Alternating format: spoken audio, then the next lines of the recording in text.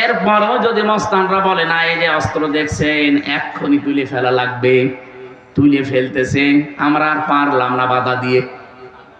এখন যিনি মালিক হাফিজুর রহমান, উনি যদি দেখে যে মস্তানরা 10 মিনিট আগে সব তুলে ফেলেছে, ওনার জমিন ওনার ধান, আমাদের চাইতে ওনার একটু কষ্ট বেশি লাগার কথা না?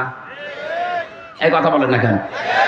ওনার কষ্ট বেশি মানে ওনার ধান লস, ওনার বেতন তো অলরেডি দেওয়া লাগবে, কারণ আমরা প্রায় কাজ করে ফেলেছি। এরপরেও যদি উনি কিছু না বলে, বুঝতে হবে উনি দুর্বল, এই জন্য কিছু বলছে না। না না, উনি যদি এখন সামনাসামনি কিছু না বলে, আপনি ভেবে নিতে পারেন উনি গোপনে এমন কিছু করবে যে মস্তানরা শ্বাস ফেলারও সময় পাবে না। সেই কাজ কৌশল ওনার আছে, না তো এত জমিনের, এত বড় জমিনের মালিক হতে পারতো না। এখানে 1 কাঠা জমিনের দাম 50 লাখ, সেখানে 1 বিঘা জমিনে ধান লাগাচ্ছে, বুঝতে হবে ওনার পেছনে অনেক কিছু আছে। কথা বোঝে?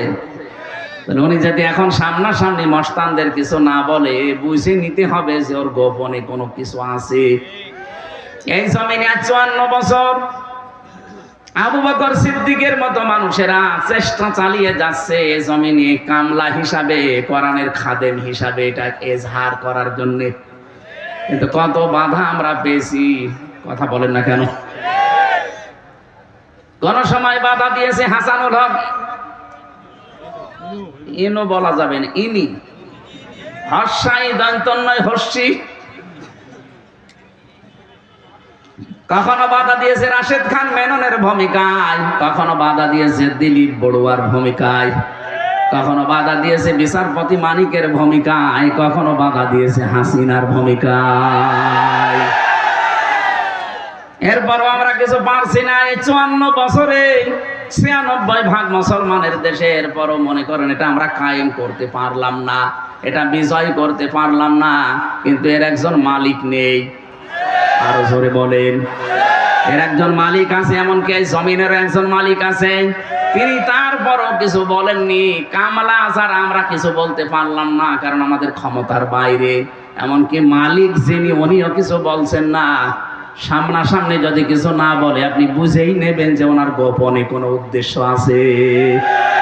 আর গোপনে যদি একবার ধরে, বাপ বলার সময় দেবে না। আমার মনে হয় আল্লাহ এখন ধরেছে। যত ক্ষতি করেছেন আপনারা, কি দোষ ছিল এই দেশের আলেমদের, একামতে দিনের কর্মীদের, কি উদ্দেশ্য তাদের? বারবার তারা 54 বছরই বলছে যে আমাদের ক্ষমতা উদ্দেশ্য না, আমাদের উদ্দেশ্য এটা প্রতিষ্ঠার মাধ্যমে আখিরাতে মুক্তি পাওয়া। এর বাইরে যদি কারো উদ্দেশ্য থাকে চেয়ারের, তাহলে তার পেছনে থাকা যায় না। আপনার উদ্দেশ্য থাকা লাগবে, এইটা আমি জমিনে কায়েম করব, এজহার করে দেখাবো কি করে বিজয় করা যায়। এর জন্য যত রকমের রাস্তা আছে, বৈধ পন্থায় সব রাস্তা আপনি অবলম্বন করেন। এরপরও বারবার স্বীকার করে নিচ্ছি, এটা বোঝাতে চাই মালিক কিন্তু একজন আছে, উনি বিকাল 5টায় আসবে। বিকাল 5টায় আসবে, এসে যদি দেখে ধান সব তুলে ফেলেছে মাস্তানরা, এত বাধা দিয়েছে কামলারা, কামলাদেরকেও মারধর করেছে। এখন সারা দেশে আমরা দেখতে পাচ্ছি অনেকেই কামলাদেরকে ধরে ধরে মারছে। শৈলকুপায় আজকে মেরেছে, কুষ্টিয়াতে মিরপুরে মেরেছে। কি উদ্দেশ্য আপনি মারেন বলেন তো? আপনার উদ্দেশ্য অন্যটা, কামলাদের উদ্দেশ্য তো কামলারা জানে যে জমির মালিকও সে না, এ ধানের মালিকও সে না, সে শুধু বেতন পাওয়ার ধান্দায় আছে। এই কথা বলে না কেন? সে শুধু বেতনের ধান্দায় আছে, বেতন পেলে তার আর কিছু লাগবে না। আর বেতন তো এখন দেবে না, মালিক দেবে বিকাল 5টায়, মানে জীবনের শেষ দিন। ওয়াবুদ রাব্বাকা হাত্তা ইয়াতিয়াকাল ইয়াকিন। সূরা হিজরের 99 নম্বর আয়াতে আল্লাহ জানিয়েছেন, ইবাদত করবে রবের ওই দিন পর্যন্ত যতদিন ইয়াকিন না আসে। এখানে ইয়াকিন মানে মরণ, তার মানে মরণ, আর মরণের আগ পর্যন্ত আমাদেরকে এর সাথে এজহার করার জন্য থাকা লাগবে। এইটাই ছিল আল্লাহর উদ্দেশ্য রাসূলকে পাঠানোর, যে যত ধর্ম আছে, যত দিন আছে, এখন পৃথিবীতে প্রায় 4500 উপরে ধর্ম চলছে। সব ধর্মের উপরে আমরা চাই এই পৃথিবীতে আল্লাহর কোরআনকে আমরা এজহার করতে। কথা বলেন ঠিক কিনা? এটা বিজয় করা লাগবে। কেন? এর পরের শব্দগুলোতে নবীজি ব্যাখ্যা দিচ্ছেন, ফাহাল্লা হালালাহু ওয়া হাররামা হারামাহু আদখালাহুল্লাহুল জান্নাহ। যদি এটা কায়েম হয়ে যায়, এজহার হয়, বিজয় থাকে, তাহলে হালালকে হালাল মানতে পারবা, হারামকে হারাম জানার পরে ছেড়ে দিতে পারবা। ও বাংলার মুসলমানেরা, 54 বছর কোরআন এই দেশে এজহার নেই, বিজয় নেই। এই জন্য আমরা হালালকে হালাল জানার পরও মানতে পারি না। এরকম ক্ষেত্র দেশে নেই। হ্যাঁ, কথা বলেন না কেন? হারামকে হারাম জানার পরও আমরা ছেড়ে দিতে পারি না। এই জন্য তো আজ আমরা উঠে পড়ে লেগেছি যে এটাকে এজহার করব, আমরা এটাকে বিজয় করব, যেন হালালকে হালাল জেনে মানা যায়, হারামকে হারাম জেনে ছেড়ে দেওয়া যায়। কথা বলেন। নবীজির শেষ কথা ছিল আদখালাহুল্লাহুল জান্নাহ। নবীজি বলেন, তোমাকে আল্লাহ যেন জান্নাতে দিয়ে দিয়েছে। আদখালা এটা মাঝি, আদখালা ইদখিলু। আল্লাহ কেন নবীজি এই কথা দিলেন যে তোকে আল্লাহ জান্নাত দিয়ে দিয়েছে? আরে ভাই, আমি তো এখনো মরি নাই, জান্নাতে গেলাম কি করে? তার মানে কোরআনে কারীম যদি ওই 4টা শর্ত মেনে, আমরা এদেশে উনি তো হাত তুলতে বলছিলেন, স্যার সেই বলেছে কারা কোরআন শিখতে চান, পড়তে চান, সবাই হাত তুললেন। তাহলে এই 4টা শর্ত মেনে আপনাকে কোরআন পড়া লাগবে, আর কোরআনকে বিজয় করার জন্য সর্বাত্মক চেষ্টা চালাবেন জীবনের শেষ দিন পর্যন্ত। তাহলে হালালকে হালাল জেনে আপনি মরতে পারবেন, হারামকে হারাম জেনে ছেড়ে দিতে পারবেন। তখন আপনি মনে করবেন এই দেশটায় যেন মিনি জান্নাত হয়ে গেছে। আমিরে জামাত ডক্টর শফিকুর রহমান হাফিজাহুল্লাহ ঘোষণা অলরেডি দিয়েছেন, এদেশে যদি কোরআনের এই বিধান আমরা কায়েম করতে পারি, প্রথম দিন এই দেশ থেকে সাদাবাজি আমরা ঝাঁটিয়ে বিদায় করব। উনি আন্দাজে বলেন নাই, এই হাদিসের বাস্তব ব্যাখ্যাটা উনি বলেছেন। অনেকে মনে মনে ভয় পায় যে কোরআনের দেশে যদি চলে আসে, আমরা একটু মাঝে মাঝে ডাল খাই, লাল পানি খাই, একটু বিড়ি খাই, এইটার কি হবে? হবে, এটার কোনো অসুবিধা নেই। আপনি ডাল খেতে পারবেন, লাল পানিও খেতে পারবেন, বিড়িও খেতে পারবেন। কিন্তু এখন এই যে মসজিদ 4 তলা দেখলাম, এই মসজিদে যদি কেউ এশার নামাজ পড়তে গিয়ে মসজিদের ভেতরে যাবার পরে যদি ওর নেশা লাগে যে বাবা খাবে, না নেশা লাগতে পারে, অথবা আপনার বিড়ি খেতে ইচ্ছা হচ্ছে, বলেন তো আপনি 4 দেওয়ালের মাঝে খেতে পারবেন? বলেন। খেতে যদি চান ওখান থেকে বের হয়ে বাইরে খাওয়া লাগবে, কারণ মসজিদের পরিবেশে ডাল খাওয়া নিষেধ। ডাল খাওয়া যাবে? কেউ মেনে নেবে? মসজিদের পরিবেশটা যেহেতু এটা সত্যিই, যদি 56,000 বর্গ মাইলে কোরআনের মাত্র 500টা আইন আছে, এগুলো যদি কায়েম হয়ে যায়, পুরা বাংলাদেশ হয়ে যাবে এরকম মসজিদ। তখন আপনার ডাল খাওয়া, বাবা খাওয়া, আকিস বিড়ি খাওয়া মনে আসবে না। খেতে চাইলেও আপনি খেতে পারবেন না, পুরা পরিবেশটাই হয়ে যাবে একটা জান্নাতের পরিবেশ। জোরে বলেন সুবহানাল্লাহ। তখন আপনি ভাবতে পারেন যে আমি যেন একটা জান্নাতে আছি। আশাফাআহু ফি আশারাতিন মিন আহলি বাইতিহি কুল্লুহুম ক্বাদ ওয়াজাবাত লাহুন নার।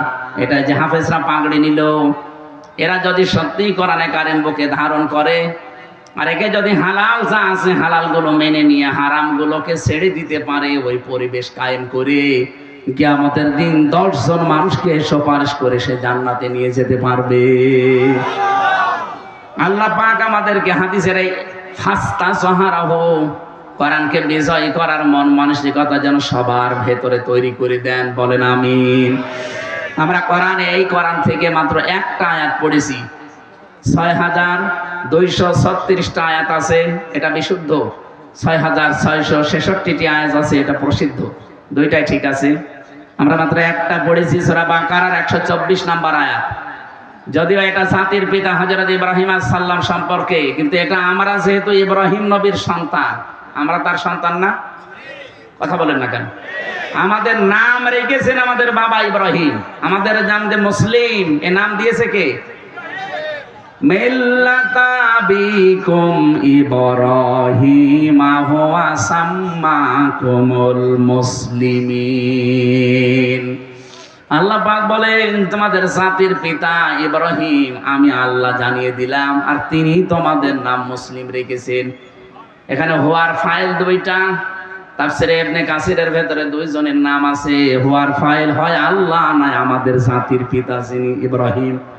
এখান থেকে শিক্ষা পাওয়া যায়, এই মুফাসসির লিখেছেন বাবা হিসাবে হযরত ইব্রাহিম যেহেতু আমাদের নাম তিনি লিখে দিয়েছেন, এখানে যত বাবা আছেন তাদেরও কিন্তু সন্তানের উপরে কিছু দায়িত্ব, প্রধান দায়িত্ব 4টা, সব মিলিয়ে 11টা। এই দায়িত্বগুলো যদি আপনি বাবা, মা, বড় ভাই, গার্জিয়ান দাবি করেন, এই দায়িত্বগুলো পালন করা লাগবে। বিশেষ করে বাবা আর মা। 1 নম্বরে তার নাম রাখা লাগবে, অর্থবোধক নাম। এখানে কত বাবা আছেন এমন আধুনিক নাম রাখতেছে, নাম রেখেছে ডেঞ্জার। ডেঞ্জার মানে কি? ভয়ঙ্কর।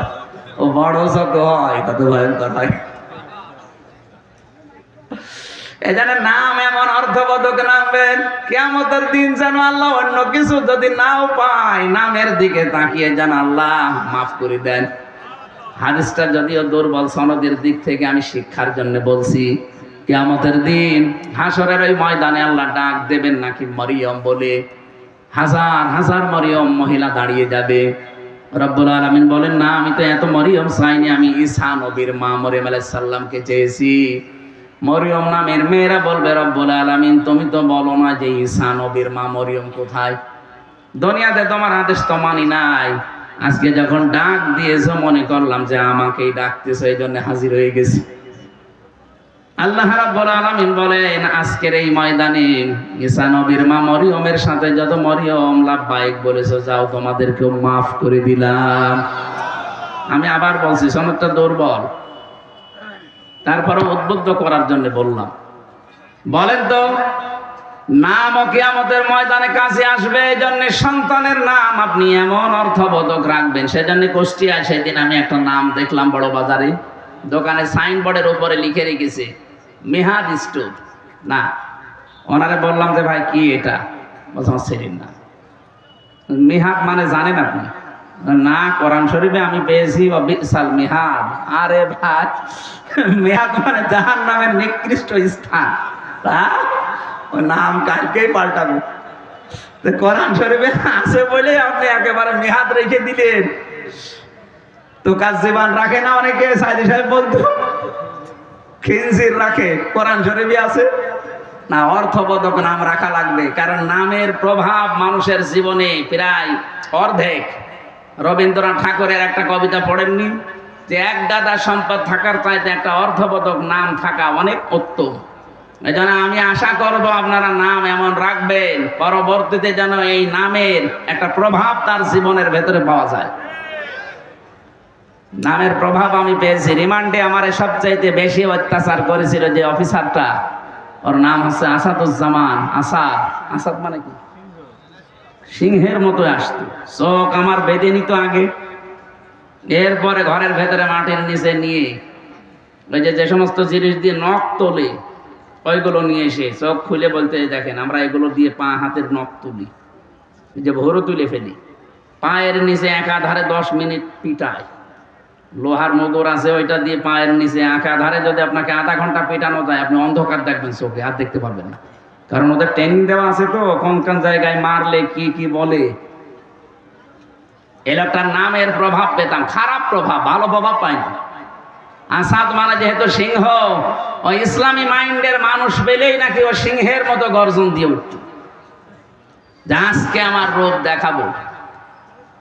আমরা এমন এমন নাম রাখবো, পরবর্তীতে এই নামগুলো যেন ইসলামের কাজে লাগে। আসাদটা যদি অন্তত ইসলামের কাজে লাগাতে পারতো, আমার মনে হয় ওর দ্বারা অনেক উপকার হতো, কারণ পুরাটা চালাতো ওই বিভাগটা সে। এরকম 1628টা চেয়ার ছিল বাংলাদেশে। এই 1628টা চেয়ারে যারা ছিল, তারা যদি হযরত ওমরের মতো মানুষ তৈরি হতো, হযরত আলীর মতো মানুষ তৈরি হতো, এই বাংলাদেশটা সত্যি একটা মিনি জান্নাত বানিয়ে ফেলতে পারতাম আমরা। আমরা সেই স্বপ্নই দেখি সামনে, যে এই 1628টা চেয়ারে এমন মানুষকে আমরা বসাতে চাই যে মানুষগুলো সত্যি এখানে বসে হযরত ওমরের মতো দায়িত্ব পালন করবে। এ দেশটা দাঁড়িয়ে যাবে ইনশাআল্লাহ, কোনো অসুবিধা নেই। জালেমরা যা করেছে এটা কিছু সময় লাগবে, কারণ এই যে যাবার সময় আল্লাহর ওলি 14টা ব্রিফকেস নিয়ে গেছে, সব ছাই ভরা আর মাটি ভরা ছিল। পাইলটকে শুধু বলেছিল ব্রেক কেস গুলো উঠেছে, বলছে হ্যাঁ চলো, আর কারোর সাথে কথা বলেন। আপনি যদি একটু কাওয়া কাকুকেও বলতেন যে কাওয়া চলে গেলাম, তাও বলবেন। আমার নাম্বারও জোগাড় করে বলতে পারতেন না যে হামজা 3 বছর জেল খাটালাম, কিছু মনে করো না, চলে গেলাম, দোয়া করু, তাও বলেন। আপনি চলে গেলেন এইভাবে, এই দেশে কি দিয়ে গেলেন? বিশাল বিশাল বোঝা দিয়ে গেলেন। এই যে 780 জন মানুষ এখন হাসপাতালে বিভিন্ন অঙ্গ প্রত্যঙ্গ হারিয়েছে, এরা তার পরিবারের জন্য, সমাজের জন্য বোঝা না? এই কথা বলছেন না কেন? অথচ বিশ্ব নবী যেদিন নবুয়ত পান, ওই দিন বাড়িতে আসার পরে বলেছিলেন জাম্মিলুনি ইয়া খাদিজা, আমাকে ঢেকে দাও, আমি ভয় পেয়েছি। হযরতে খাদিজা ওই দিন 5টা কথা বলেছিলেন। কাল্লা, কখনো না, মা ইউখজিকাল্লাহু আবাদান, আপনাকে আল্লাহ অপমান অপদস্থ করতে পারে না। ইন্নাকা লা তাসিলুর রাহিমা, আপনি তো রক্তের সম্পর্ক ঠিক রাখেন। এই হাদিস থেকে প্রমাণ হয় যারা আত্মীয়তার সম্পর্ক ঠিক রাখে তাদের মনের ভেতর থেকে আল্লাহ যত রকমের ভয় আছে সব দূর করে দেয়। আর আমরা যত রকমের সম্পর্ক সবগুলো কাট করি। আত্মীয়তার সম্পর্ক বলেন, রক্তের সম্পর্ক বলেন, আরো বাকি যে সম্পর্ক আছে সবগুলো আর আমরা কাটছাট করি। এই জন্য যত ভয় আমাদের ভেতরে আল্লাহ ঢুকিয়ে দেয়। এক কথা বলছে না কেন? আমি নাটোরে থেকে আসার সময় এক পুলিশ গাড়ি, রাত 2টা বাজে, তখন গাড়ি আটকিয়ে বলছে হুজুর একটু দোয়া করেন। কি দোয়া? আমার বুকে ফু দিয়ে দেন। কেন? যে ডিউটি করছিলাম, হঠাৎ দেখলাম তাল গাছের ভেতরে কি যেন নড়ে উঠল। আমি ভয় পেয়েছি, লবণ পানি খাবো, আপনি আমার একটু ফু দিয়ে দেন। আমি ওনারা একটু আলাড়ে দেখি নিয়ে বললাম, ভাই আপনি আমি আমার সামনে মিথ্যা কথা বলবেন, আপনি সত্যি করে বলেন তো আপনার জীবনে রক্তের সম্পর্ক, আত্মীয়তার সম্পর্কে কোনো ঝামেলা আছে? ও সত্যি কথাই বলেছে। বলছে হ্যাঁ, আমার ভাইয়ের সাথে আমার কথা হয় না, জমি জায়গা নিয়ে একটু ঝামেলা আছে, এই জন্য আমার ভাই বড়টার সাথে আমি কথা বলি না। এই তো রক্তের সম্পর্ক যারা দুনিয়ায় ঠিক রাখে না তাদের ভেতরে আল্লাহ একটা ভয় ঢুকিয়ে দেয়। আপনি ওই তাল গাছে কি নড়িয়ে উঠেছে ওই ভয় না, আপনার এমনি একটা অজানা ভয় সবসময় ভেতরে থাকবে। এই জন্য রক্তের সম্পর্ক যাদের ঠিক নেই, আপনি যতই সাহস নিয়ে চলতে চান, অজানা একটা ভয় আল্লাহ তৈরি করে দেবে। 2 নম্বরে তাহমিলুল কাল্লা, আপনি তো মানুষের বোঝা বহন করেন, আপনি ভয় পান কেন? আপনি মানুষের দুঃখের বোঝা, কষ্টের বোঝা, ঋণের বোঝা, এগুলো আপনি বহন করেন, হালকা করে দেন, আপনার ভয় নেই। আর আপনি কি করলেন? এত ঋণের বোঝা বাংলাদেশে দিয়ে গেলেন, এখন এই দেশে একটা মানুষ জন্ম নিলে 1,10,000 টাকা তার মাথার উপরে দিন। আপনাকে আল্লাহ ভয় দেখাবে না, দেখাবে কারে? এত ভয় পেয়েছে যে বলারও সময় পেলেন না। ওখান থেকে আমরা শিক্ষা নিতে চাই, মানুষের বোঝা যারা হালকা না করে আরো ভারী করে দেয়, যারা মানুষের দুঃখের বোঝা বাড়িয়ে দেয়, কষ্টের বোঝা বাড়িয়ে দেয়, আল্লাহ কিন্তু ওই মানুষগুলোকে বিভিন্ন ভয় ঢুকিয়ে দেয়। এই যে আমেরিকা আজ দাবানলের মতো জ্বলতেছে, আপনি একটু পেছনে কয়েকদিন ঘোরেন তো, গাজায় কত মানুষকে ঘর বন্দি করে, কত শিশুকে, কত বৃদ্ধকে, যুবতী মেয়েদেরকে আপনি আগুন লাগিয়ে দিয়েছেন, ঘরে তালা লাগিয়ে। তাদের যে কান্না আমি ভিডিও দেখেছি, কি হাউমাউ করে কাঁদতেছে তারা। ওই মানুষগুলো ওই সময় বলেছিল, রব্বানা আখরিজনা মিন হাদিহিল ক্বরিয়াতি যালিমি আহলুহা ওয়াজআল লানা মিন লাদুনকা ওয়ালিয়্যা ওয়াজআল লানা মিন লাদুনকা নাসীরা।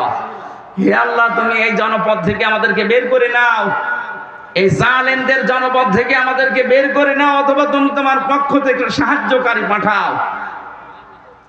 ওদের দোয়া আল্লাহ একেবারে ফেরত দেবে। আজ যেভাবে জ্বলতেছে আমেরিকা, আপনি তাকান, আজকে সকালবেলা কিছু আলেমদেরকে ডাক দিয়ে বলছে যত প্রযুক্তি ছিল আমাদের আগুন নেভানোর, কোনোটাই কাজ হচ্ছে না, যত দেয় আরো আগুন ধরে। সুতরাং তোমাদেরকে দায়িত্ব দিলাম, তোমরা আজান দাও। এখন আজান দিতে বলছে।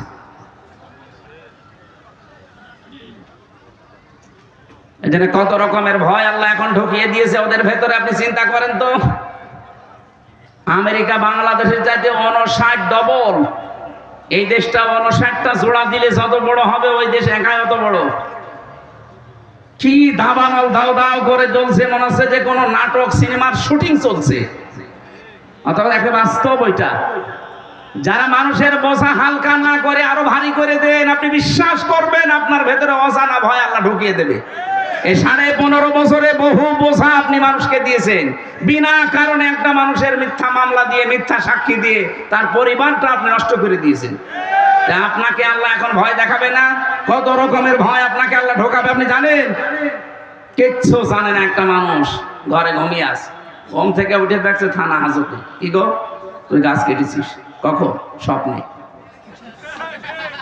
এটা কি বানিয়ে বললাম না এরকম হয়েছে?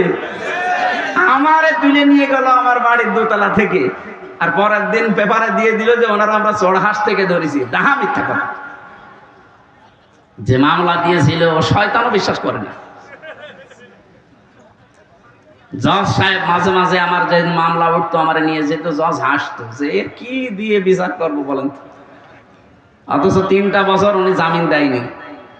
অথচ এই জজই ছিল তখন। এই যে আগস্টের 5 তারিখের পরে শুধু আমি মামলাটা তুলেছি, মামলা দেখে বলছে যে কি দিয়ে বিচার করব, এর ভেতরে তো কোনো মাল নেই, যা একেবারে খারিজ করে দিলাম। আমি বলতেও গেলাম যে মাননীয় আদালতে মামলাটা তো 3 বছর আপনার কাছে ছিল, তখন তো বলেননি। এখন বলছেন যে কোনো মাল নেই, মাল কি আগে ছিল? উনি এইটাই বলতো যে হুজুর আমার হাত বাঁধা, আমার কিছু করার নেই। কথা বলছেন এখন? এইটাই বলতো যে আমার হাত বাঁধা, এই 3 বছর আমার কিছু করার নেই, এখন হাত খোলা আছে, আমি নাই বিচার করেছি।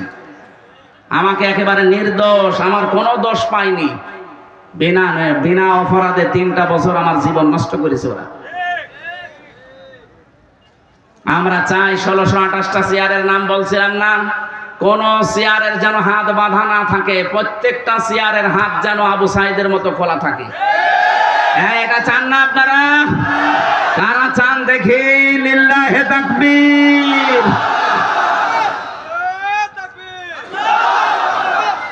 আলহামদুলিল্লাহ। তো এইটার জন্য হাত খুলতে হলে এটা লাগবে, এটা ছাড়া সম্ভব না। যত নিয়ম নীতি নিয়ে আসেন না কেন আবার হাত বাঁধা হয়ে যাবে। কে কথা বলে না কেন? হাত আবু সাইদের মতো খুলে রাখতে হলে এইটা লাগবে।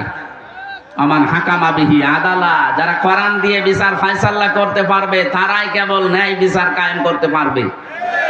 আর 9 দফা ছাত্রদের এই 9 দফার ভেতরে প্রথম এই দফা ছিল যে ওই ওয়ান। এই কথা বলছে না কেন? আমরা ন্যায় বিচার কায়েম করতে চাই, আর ন্যায় বিচারের জন্য এটার বিকল্প দুনিয়ায় কিচ্ছু নেই, কিছু যে নেই। এই 54 বছর আপনি দেখতে পেলেন না ডক্টর কামালের তৈরি করা এই সংবিধান দিয়ে বাংলাদেশের কাঙ্ক্ষিত যে মান, এটা আজও অর্জন হয়নি, কিয়ামতের আগে হবেও না। অথচ 21 বারের উপরে এটা পরিবর্তন হয়ে গেছে। এখন শুধু একটাই বাকি আছে, আর দেশের মানুষও তাই চাচ্ছে। আপনি আগস্টের 5 তারিখের আগের জরিপগুলো দেখেন, আন্তর্জাতিক যত জরিপ আছে, এদেশে মাত্র 100 জনের 15 জন মানুষ চাইতো কোরআনের বিধান বাংলাদেশে কায়েম হোক। তার ভেতরে হয়তো আলী আজম, মোহাম্মদ আবু বকরের মতো মানুষগুলো, এরকম মানুষ আছে এই দেশে 100 জনের মাত্র 15 জন। এনারা চাইতো যে কোরআনের বিধান বাংলাদেশে কায়েম হোক। জানুয়ারির 1 তারিখের রিপোর্টগুলো বের করেন। আন্তর্জাতিক যত সংস্থা এই দেশের মানুষকে রিপোর্ট দিচ্ছে, এই দেশে এই মাত্র 5 মাসে 100 জনের 58 জন মানুষ চাচ্ছে যে কোরআনের বিধান দেশে কায়েম হোক। আপনি আর কিছুদিন যেতে দেন, অন্য জাতির লোকেরা পর্যন্ত বলছে না, কাঙ্ক্ষিত মানে শান্তি পেতে হলে আল্লাহর কোরআনের বিকল্প কিচ্ছু নেই। তারা অন্য ধর্মের মানুষ যদি এটা বিশ্বাস করতে পারে, তা আপনার কি হয়েছে? দল মত নির্বিশেষে এদিকে এগিয়ে আসা দরকার না এখন। অন্তত যেহেতু দেখা যাচ্ছে 15 থেকে 58 হয়ে গেছে, আর কিছুদিন যেতে দিন 100 জন মানুষ চাইবে আল্লাহর কোরআনে দেশে কায়েম হোক। আর ওইটা দেখার জন্য চোখ হাঁ করে আছে। সারা জীবনে আমার স্বপ্ন এই আল্লাহ 56,000 বর্গ মাইলে যেন তোমার কালাম দিয়ে চলছে, এটা দেখে মরতে পারি। বলেন আমিন। আমরা কোরআনে কারিমের হযরত ইব্রাহিম আলাইহিস সালামের জীবনী থেকে আরম্ভ করেছিলাম। উনি নাম রেখেছেন আমাদের সন্তান হিসাবে। নাম কি? মুসলিম। বলেন তো নাম কি? আল্লাহ রাব্বুল আলামিন বলেন, তোমাদের জাতির পিতা ইন্তেকালের আগে তোমাদেরকে ডাক দিয়ে বলেছিলেন, ওয়াসা বিহা ইব্রাহিম বানিহি ওয়া ইয়াকুব ইয়া বানিয়া ইন্নাল্লাহা আসতাফা লাকুমুদ্দীন ফালা তামুতুন্না ইল্লা ওয়া আনতুম মুসলিমুন। হযরত ইব্রাহিম এবং ইয়াকুব এই দুইজন নবী ইন্তেকালের আগে তার সন্তানদেরকে ওসিয়ত করছিলেন যে আমার সন্তানেরা, কলিজার টুকরা সন্তানেরা, অবশ্যই আল্লাহ তোমাদের জন্য মনোনীত করেছেন, নির্ধারিত করেছেন, তোমাদের জন্য পছন্দ করেছেন একটা দিনকে। সেই দিন মানে এই রাতের পরে যে দিন আসবে ওই দিন। বলেন বলেন, তোমাদের জন্য যে দিন আল্লাহ নির্ধারিত করেছেন সেই দিনের নাম হচ্ছে ইসলাম। নাম কি? ফালা তামুতুন্না, তোমরা মরবা না, ইল্লা ওয়া আনতুম মুসলিমুন, যতক্ষণ মুসলমান হতে না পারো। এখানে যে দিনের কথা হযরত ইব্রাহিম আমাদের জাতির পিতা তার সন্তানদেরকে জানিয়েছেন তার নাম হচ্ছে ইসলাম। ইন্নাদ-দীনা ইনদাল্লাহিল ইসলাম, আল্লাহর কাছে মনোনীত একটা জীবন ব্যবস্থা, ধর্ম, তার নাম কি? ওয়া ইয়াবতাগি গায়রাল ইসলাম দীনান ফালা ইউকবালা মিন। দুনিয়াতে ইসলাম বাদ দিয়ে যে নিয়ম আপনি মানেন না কেন কখনো আল্লাহকে রাজি করতে পারবেন না। ফালা ইউকবালা মিন, জীবনও আপনার কোনো কিছু আল্লাহর দরবারে কবুল হচ্ছে না, হবে না। ইউকবালার আগে লান এসেছে, মজারের আগে লান আসলে অর্থ দাঁড়ায় বাংলা যে জীবনেও হবে না। এজন্য ইসলাম বাদ দিয়ে যারা নাম রাখেন তাদের নাম নাম নয়। ইসলাম বাদ দিয়ে কেউ যদি বিয়ে শাদী করেন ওটা বিয়ে নয়। ইসলাম বাদ দিয়ে কেউ যদি পরিবার চালায় ওটা পরিবার না। ইসলাম বাদ দিয়ে কেউ যদি রাজনীতি করে ওটা রাজনীতি না। আরো আসতে বলে, এই কোরআনে কারিমে আল্লাহ সূরা নিসার 34 নম্বর আয়াতে জানিয়েছেন আর রিজালু কাওয়ামুনা আলান নিসা, পুরুষেরা হবে গাইডলাইন দাতা আর মেয়েরা হবে তাদের আজ্ঞাবহ। এই আয়াতের তাফসিরে সাইয়্যিদ আবুল আলা মওদুদী রাহমাতুল্লাহ আলাইহি উনি তাফহিমুল কোরআনে আয়াতের তাফসীর করতে গিয়ে লিখেছেন যে পৃথিবীতে যদি নেতৃত্ব দিতে কেউ চায় তাকে পুরুষ হওয়া লাগবে, মহিলা হলে চলবে না। তাহলে সামনে এই বাংলাদেশে যারা নেতৃত্ব দেবে, যারা ক্ষমতায় যাবে তারা যেন পুরুষ হয়, মহিলা হলেও চলবে। আল্লাহর নবী সাল্লাল্লাহু আলাইহি ওয়াসাল্লাম লা ইউফলিহা কওমুন, ওই জাতি কখনোই সফল হচ্ছে না, হবেও না যে জাতির নেতৃত্বে কোনো মহিলা আছে। 54 বছরে কম বেশি এটা আমরা দেখেছি, এজন্য আমরা সফল হতে পারিনি। সামনে যারা আসবে আমরা আহ্বান জানাবো তারা যেন আরো আসতে বলেন বলেন। আল্লাহর পক্ষ থেকে মনোনীত যে দিন আল্লাহ দিয়েছেন এই দিনের বাইরে যদি কেউ নেতৃত্ব দেয়, নেতৃত্ব জায়েজ নেই। আল্লাহর দিনের বাইরে কোনো মানুষ যদি রাজনীতি করে, রাজনীতি যেমন রাজনীতি হচ্ছে না, অর্থনীতি যদি কেউ চালায় সেটাও অর্থনীতি হচ্ছে না। জীবনের যা করবেন আপনি এই মনোনীত দিন ইসলামের বাইরে যে আল্লাহকে রাজি করতে পারবেন না। ফালা তামুতুন্না, মরাও যাবে না, ইল্লা ওয়া আনতুম মুসলিমুন, যতক্ষণ পর্যন্ত আপনি মুসলমান হতে না পারেন। এতে প্রশ্নবোধক চিহ্ন পেয়েছি একটা, তাফসিরে ফি জিলালিল কোরআন থেকে বলছি, মুফাসসির লিখেছেন আপনি যে